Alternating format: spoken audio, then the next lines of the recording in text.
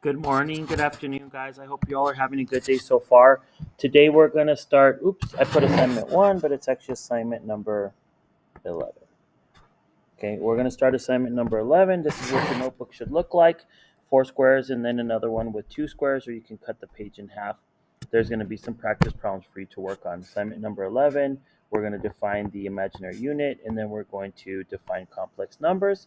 And you've got 2 sets of practice, 4 about adding complex and then 4 about multiplying complex. So take a minute and go ahead and set up your notebook. I'm going to leave it here just for a few more seconds. You can pause the video while you copy this format over into your notebook.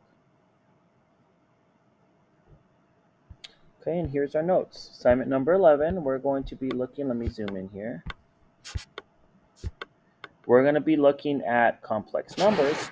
What we're going to do today is we're going to define the imaginary. We're going to define imaginary and complex numbers.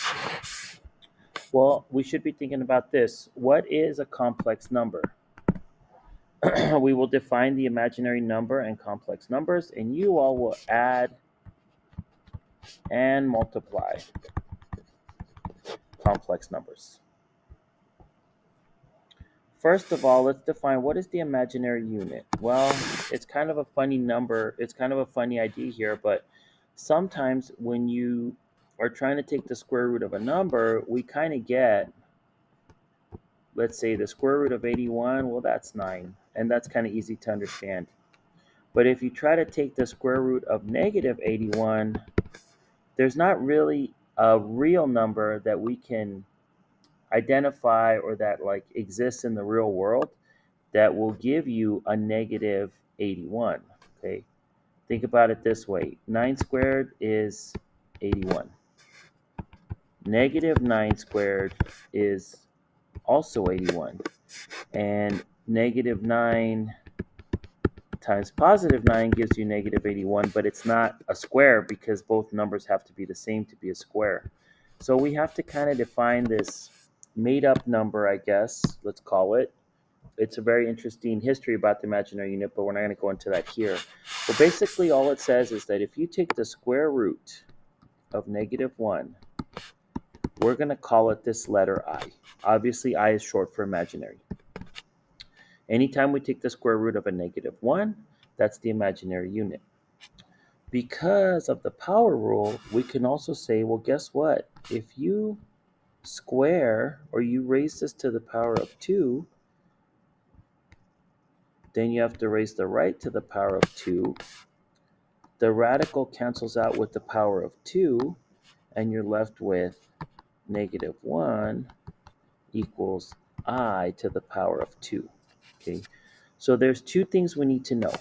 The first thing is that regular I, 1I equals the square root of negative 1. But I squared equals just negative 1. So this is basically the definition of the power of of the imaginary unit. Let's take a look at some examples. Okay, so if we want to find the square root of negative 81, what we're going to do is kind of do this. We're going to use our product rule that we learned about 3 weeks ago. I told you guys, you can't forget the things we've already learned. You're going to rewrite this as basically the square root of negative 1 times the square root of 81, which becomes the square root of negative 1 times 9. And we can rewrite it as 9 times the square root of negative 1, and we know that negative 1 equals, the square root of negative 1 equals I, so we're going to rewrite this as 9I. Okay, those are the step-by-step how we convert this to terms of imaginary. Now, once we see the negative, we can know that, you know what it's going to be? It's always just going to be whatever the number is times I. The square root of 7 is not an even number, so we're going to leave it as the square root. The square root of 24 is also not an even number, so we're going to leave it as square root, but we're going to pull out this negative. Remember, this is the same as negative, saying the square root of negative 1, and we know that that equals I, so we're just going to write an I right here. Okay. I went a little bit fast, but if the concept doesn't make sense, please let me know so I can show you another way in class. Now we're going to take a look at complex numbers. Well, what is a complex number? A complex number has two parts, a real part and the imaginary part. And they look like this. The general form is a plus bi, where a and b have to be a real number. So they could be like 1, 2, 3, 4, and so forth all the way to infinity. If we look at this example of 4 minus 7i, the 4 is the real part.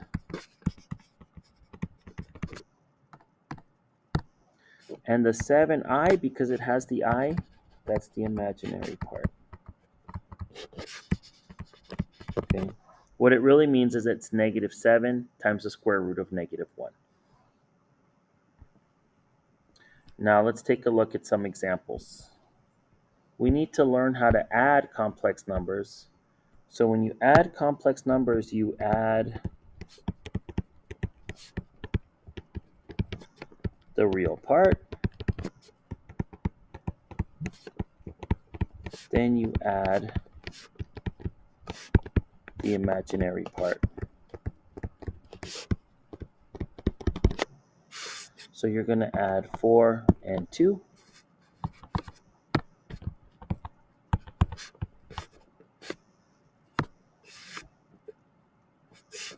Then you have negative 7i plus 3i. Add those together, 4 and 2 is 6. Negative 7 plus 3 is negative 4i. Okay. So when you're adding, you basically add the real part. So this one you'll add 3 minus 1 because of that negative. And then you will take 5i plus 7i, and that's going to be your answer. So when you're adding, you add the real parts and the imaginary parts separate. And you always keep them separate. You can't combine them, put them together.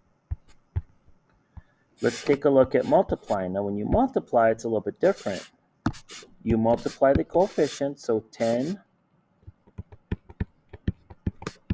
times negative 4, and then I times I, so that's negative 40. I times I becomes I to the power of 2. And then remember that I said I squared is equal to negative 1. So then equals negative 40 times negative 1, and that gives you 40. And that's your final answer. Now for these, you got to use the FOIL method. 6 times 3 is 18 minus, oops, let me plug in here before my battery dies. Negative 2i. Negative 2 times 3 is negative 6i. Then you do this and this plus another 6i. Negative and positive is negative 2i squared. Combine the like terms. These cancel. That gives you 0. Carry over the 2i squared. Remember, I squared equals negative 1. So I've got 18 minus 2 times negative 1. And that equals 18 plus 2, which equals 20. Okay, so multiplying is a little bit different because you might get this I squared term, which we can then convert to negative 1. Okay. If y'all have questions, I know it can be a little bit confusing seeing how these rules are different, but let me know and we can combine and help you all in class. Your job today is to take the notes and then copy all these problems down in your notebook, and you're going to solve the rest of these practice problems, number 2, 3, and 4 here, number 3 and 4 here in the practice. Okay, I'm going to zoom out here so you can see them. There we go. Okay, good luck today, guys.